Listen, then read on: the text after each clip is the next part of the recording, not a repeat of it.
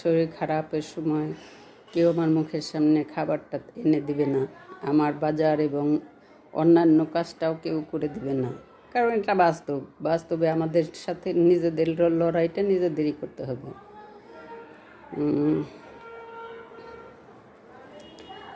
শুভাকাঙ্ক্ষী কেউই হয়ে আসে না, যে কেউই আসুক কোনো না কোনো স্বার্থ নিয়ে সামনে আসে।